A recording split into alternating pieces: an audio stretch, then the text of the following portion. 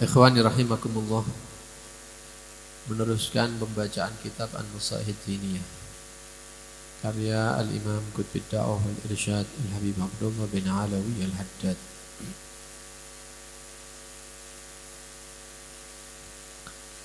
Wa qala radhiyallahu anhu wa 'alaika bil iktsari min as-shaumi mutlaqa fa innahu min ablaghil asya'i fi riyadatin nafsi wa kasri syahwah wa istinaratil qalb wa targhiqihi wa ta'dibil jawarih wa takwimiha wa tanjitiha lil ibadah wa fi thawabil 'azim wal jazaa'il karim alladzi la nihayata lahu wa la ghaya. Beliau berkata,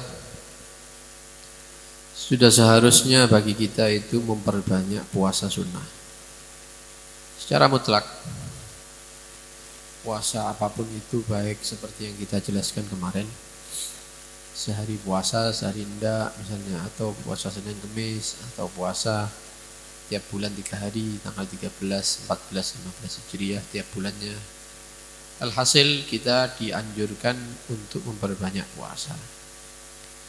Kenapa kita dianjurkan oleh beliau Al-Habib Abdullah Al-Haddad, kemudian ulama-ulama yang lain untuk banyak puasa itu kenapa? Yang pertama, fa innahu min ablaghil asya'i fi riyadatin nafsi. Manusia ini setiap dirinya itu memiliki nafsu, yang mana diisyaratkan oleh Nabi SAW di dalam sabdanya, raja'na min jihadil asghar ila jihadil akbar. Kita baru selesai perang kecil, sekarang kita menghadapi perang besar. Padahal sahabat sudah luka-luka itu ya, kurang besar bagaimana lagi peperangan, sudah keluar darah ya, bercucuran darah, masih lukanya itu masih basah. Katanya Nabi, kita pulang dari peperangan kecil menuju peperangan besar. Sahabat bingung, ini wis beda kabeh ya. Sudah sobek semua ini badan ini. Kena pedang, kena panah. Katanya Nabi, itu perang kecil. Apalagi kita hadapi perang besar. Ya apa mana? Model apa perang itu? Kata sahabat, perang apa ya Rasulullah? Kata Nabi, jihadun nafsi. Memerangi nafsu kita sendiri. Itu lebih besar daripada kita berhadapan dengan musuh pakai pedang. Jadi kalau kita sama orang kafir sama-sama membawa pedang, kemudian sabet-sabetan, itu sama Nabi dianggap kecil, itu peperangan kecil. Peperangan yang besar menurut Nabi itu ketika kita memerangi hawa nafsu kita sendiri. Kenapa kok dikatakan kecil sama Nabi? Dan memerangi hawa nafsu itu besar. Karena luka yang dihasilkan ketika kita memerangi orang kafir itu bisa diobati. Kalaupun tidak bisa diobati, dengan matinya orang tersebut sakitnya sudah selesai. Ya, kena panah 17 panah misalnya, loro. Kena sabet misalnya, dadanya atau punggungnya, perutnya sakit. Tapi ketika orangnya sudah meninggal, selesai sakitnya, buyar wis mari, ndak loro maneh. Bahkan dia mendapatkan kenikmatan, mati syahid.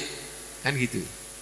Tapi kalau musuh kita itu hawa nafsu, ya, innan nafsa la ammaratun bisu. Nafsu kita ini ndak ono sing ngejak apik, itu ndak ada. Pasti ngajak kepada maksiat, pasti ngajak kepada kejelekan, pasti ngajak kepada yang negatif. Itu sifatnya nafsu. Lah, kita memerangi nafsu supaya kita selamat daripada nafsu kita sendiri. Kalau enggak, akhirnya kita akan dilukai, diserang sama nafsu kita. Loh kan, yang penting kan enggak metu gede. Iya, enggak keluar darah memang badan kita, tapi hati kita rusak. Iman kita rusak. Apa akibatnya kalau iman rusak, hati rusak? Ya kita meninggal, sakitnya itu berkelanjutan sampai masuk neraka Allah Subhanahu wa ta'ala, wal'iyadu billah min dzalik. Karena itu dikatakan ada aduwika, musuh yang paling hebat bagi kita, setiap kita ini, yaitu nafsukal lati baina jambaik, yaitu nafsu kamu sendiri, itu musuhmu terbesar itu. Kenapa? Karena nafsu itu akan menjerumuskan kita ke dalam jurang neraka Allah Subhanahu wa taala. Lah, cara supaya kita bisa melemahkan nafsu kita ini bagaimana? Kata para ulama, kata beliau Habib Abdullah Al-Haddad, paling ampuhnya senjata untuk melemahkan nafsu ake poso. Orang-orang seperti kita ini yang banyak maksiat ini, macam-macam maksiatnya, apalagi zaman sekarang ya difasilitasi. Tidak seperti orang dulu. Orang dulu kalau api maksiat itu nang luar kota, singitan, ganti kelambi, numpak bis, nang luar kota, nang Surabaya, nang Jakarta, kota-kota besar baru bisa maksiat. Kalau di tempatnya soro, kenapa? Tidak ada fasilitas. Dan tidak ada orang-orang yang ngajak-ngajak. Tapi kalau zaman kita ini sekarang ini, zaman sekarang ini, tidak perlu konco, tidak perlu metu omah, tidak perlu kemana-mana. Di kamar kita sendiri kita bisa maksiat. Di rumah kita sendiri kita bisa maksiat. Di daerah kita sendiri kita bisa maksiat. Di kota kita sendiri kita bisa maksiat. Bahkan yang dukung itu ada, yang memfasilitasi ya ada. Ono HP, ya. HP ini kurang apa? Ini kurang apa ini? Hampir tidak ada kekurangan ini. Jadi mau lihat perempuan ada di sini, mau lihat orang zina ada, mau laki sama laki ada, perempuan sama perempuan ada, lengkap. Tinggal ngetik dok, muncul semuanya di sini. Tidak ada filter-filteran, tidak ada. Harus persyaratannya, harus umur sekian tahun. Semua bisa dibuka di sini. Keturunan kita, putra putri kita, mau jadi anak yang rusak, gampang pakai HP. Ya, kemudian jangan dikontrol, jangan wis dulin sama siapapun, jangan ditanya. Ya, ini tunggu untuk lagi kabarnya. Putranya kita narkoba, putranya kita mabuk, putri kita ditiduri sama laki-laki. Ini zaman kita ini. Karena itu cara supaya melemahkan nafsu yaitu banyak puasa, terutama yang tidak punya pasangan. Ya, sing duwe pasangan ae masih takut untuk melakukan maksiat. Apalagi yang tidak punya pasangan. Di zaman kita ini nunggu apa? Gitu deh. Kalau sudah umurnya, kalau sudah ada pekerjaan, walaupun penghasilannya tidak seberapa. Ya, masuk beb kawin bayarannya saulan misalnya 500.000 1 juta. Jadi ditolak beb. Ya kan dolek perempuan seperti apa? Nek dolek wong wedok sing tingkat tinggi ya ndak oleh kan gitu. Ya berarti ente nyiksa diri. Cari yang sesuai dengan penghasilan. Yang penting agamanya itu terjaga. Oh, anak cari perempuan yang keluarga biasa-biasa, sekiranya makan bareng. Maksudnya satu piring berdua, walaupun makannya sederhana, dia mau. Ya wis bismillah, yang penting matanya ente terjaga. Imannya itu terjaga, kelaminnya itu terjaga, tidak diarahkan kecuali kepada yang halal. Nek ndak iso poso sing akeh. Ya. Puasa yang banyak. Ya ojo poso tok ya kawin ya. Poso ambek ngenteni kawin begitu ya. Ojo poso sampai urip 40. Ndak kawin-kawin padha ae. Puasa yang banyak supaya nafsu kita itu semakin melemah. Yang kedua, syahwat itu akan hancur dengan kita puasa. Mau tidak mau, kalau perut itu sudah ada isinya, maka anggota tubuh kita ini menuntut untuk bergerak, aktivitas. Aktivitas. Lek gak ana setire, ya nabrak, aktivitasnya itu maksiat akhirnya negatif.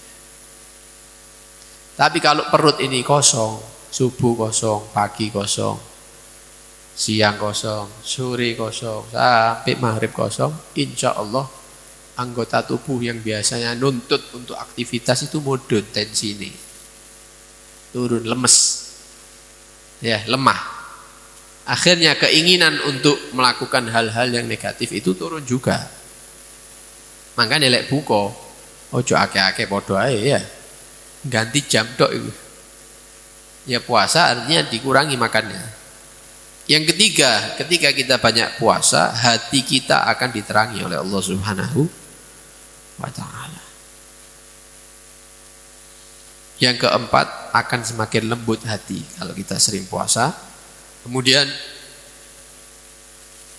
dengan puasa tersebut kita akan mudah untuk mengarahkan anggota badan kita ini. Ya, jangan jauh-jauh sudah. Kita mau ngomong fakta saja. Bedanya kita di bulan Ramadan sama di bulan sekarang ini apa? Ayo jawab dulu.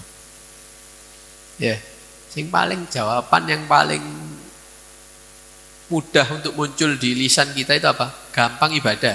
Wis. Dan itu semua orang hampir seperti itu. Wis Ramadan teko, maca Quran enteng. Ke masjid enteng, sholat jamaah enteng, sholat sunnah setiap malam 20 rakaat, cek ditambahi witir 3 rakaat enteng. Padahal lek Ramadan entek durung tentu. Dari mana itu semua? Ya puasa yang kita lakukan itu. Dengan puasa tersebut akhirnya anggota badan ini gampang disetir. Disetir kepada yang positif. Itu bukti nyata. Ramadan kita semangat. Ramadan itu tek mudun maneh, balik maneh. Kenapa? Ya memang posoe mandek. Coba kita bulan-bulan selanjutnya puasa, insya Allah kita akan semangat. Ya, paling enggak lah menyamai semangat kita di bulan Ramadan walaupun tidak persis, tapi ada itu semangat. Wa tansyiti halil ibadah. Ya, ini tadi yang kita katakan. Untuk ibadah itu enteng badan itu. Kalau kita sering puasa, belum lagi di situ ada pahala yang besar dari Allah Subhanahu wa taala. Kemudian balasan yang mulia dari Allah Subhanahu wa taala yang tidak ada batasnya. Karena itu Allah menyatakan as-saumu li wa ana ajzi bihi. Kalau kita sholat, kita zakat, kita haji, kita umroh, balasannya sudah ditentukan sama Allah. Tapi kalau kita puasa, kata Allah apa? Puasa seorang hamba itu untukku. Dia meninggalkan makan untukku. Dia meninggalkan minum untukku. Dia meninggalkan syahwat untukku, maka yang membalas aku. Balasannya tidak ada batasannya. Allah nanti yang balas. Kita bisa bayangkan balasan apa yang disediakan sama Allah untuk orang-orang yang berpuasa. Ya, bahkan dalam satu riwayat nanti di surga itu ada pintu yang dikatakan ar-rayyan, pintu khusus. Jadi orang itu masuk pintu surga yang satu, kedua, rame-rame. Ini ada, lewat samping, tidak sesel-seselan, tidak desek-desekan. Ada pintu khusus namanya pintu rayyan, pintu surga. Tapi tidak semua orang bisa masuk ke dalam pintu itu, lewat itu, kecuali orang-orang yang ketika hidup banyak puasa. Khusus, pintu khusus itu ya. Jadi kalau kita mau masuk surga lewat pintu khusus ini, ya sing akeh poso. Dengan kita banyak puasa, insya Allah kita akan memiliki jalur khusus memasuki surga Allah Subhanahu wa ta'ala. Nah, nanti dijelaskan di kitab ini bahwa semua amal-amal itu sudah ditentukan pahalanya oleh Allah Subhanahu wa taala kecuali puasa. Kata Nabi SAW, kullu amal ibni Adam yudha'af lahul hasanah bi asyri amsalihah. Setiap amal anak turun Adam, manusia, itu akan dilipat gandakan. Satu kebaikan itu bi asyri amsalihah dikali 10. Setiap kebaikan itu nilainya 10 di sisi Allah Subhanahu wa taala. Illa shaum, kecuali puasa, fa innahu li, karena puasa itu untukku kata Allah, wa ana adzibi, dan aku sendiri yang akan balas nanti. Tidak ditentukan sama Allah puasa itu. Nanti Allah sendiri yang balas. Ya da'ul insan ta'amahu, kata Allah. Dia meninggalkan makanannya, wa syarabahu, minumnya, wa syahwatahu, syahwatnya ditinggalkan, min ajli, karena aku, kata Allah. Padahal kalau dia mau makan ya bebas, tidak dosa kan gitu ya. Karena ini pembahasan puasa sunnah. Ya mau minum, mau kumpul sama istri, tapi dia meninggalkan itu semua, memilih pahala dari Allah Subhanahu wa ta'ala. Bahkan di keterangan yang lain dikatakan lis-shaimi farhatan. Bagi orang yang berpuasa itu ada 2 kegembiraan. farhatun inda iftarih, dia senang gembira ketika datang waktu buka puasa. Wa farhatun inda liqa'i rabbih, dan kegembiraan yang kedua yaitu ketika orang yang banyak puasa ini berjumpa dengan Tuhannya Allah Subhanahu wa taala. Ini tidak bisa dibayangkan itu kegembiraan seperti apa yang akan didapati oleh orang-orang yang banyak puasa di atas dunia.